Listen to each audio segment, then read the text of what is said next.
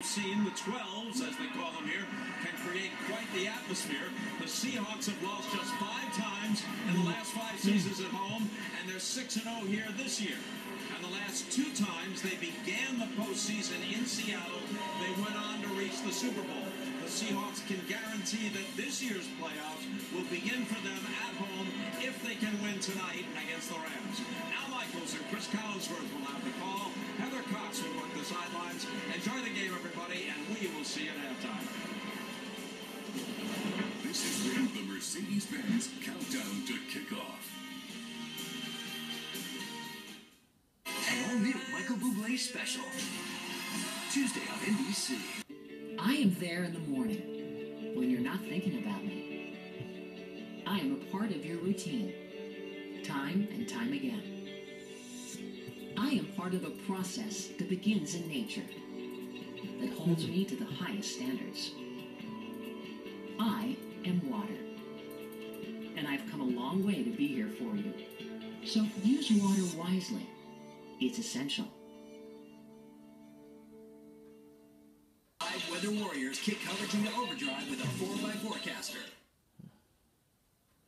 Spanish audio provided by Telemundo Deportes.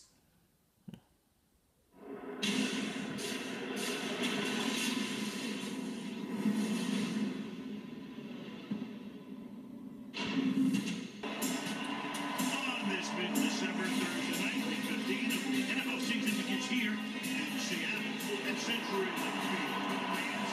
Always sort of like 37 degrees in Seattle as Russell Wilson is ready to lead the Seahawks against the number 1 pick in this year's draft, Jared Goff, and the Los Angeles Rams on Thursday Night Football. I'm Michael Chris Collinsworth. Heather Cox. Well, the Rams, after a 21-year absence, moved back to Los Angeles, and the town was very excited. They got off to a pretty good start. 3 wins, 1 loss, but then the roof caved in. The Rams have lost 8 of their last 9. The crowning blow last week against Atlanta, when half the crowd at the Coliseum left for the parking lot in the 3rd quarter. So on Monday, Jeff Fisher was fired as the head coach. Tonight, John Fossil, who's the special teams coach, becomes the interim head coach, and obviously a lot of big changes in the forthcoming weeks happening with the Rams organization. As far as Seattle is concerned, they're 8-4-1. This is a team on the cusp of winning the NFC West. They can do that with a victory tonight, but what they really want is to be the number 2 seed going to the playoffs. Right there, they're number 3. They're a half game back of Detroit. If you're 2, you get the bye. And the Seahawks' schedule is far easier than the Lions as we head down the stretch. So, Chris, let's take a look at Seattle first. We saw them look so good in New England. They were so terrible last week. This team has been all over the place. What's your take on the Seahawks right now? I have no idea what to think about the Seahawks anymore. You're right. Look like world beaters against New England. Look tremendous against Carolina.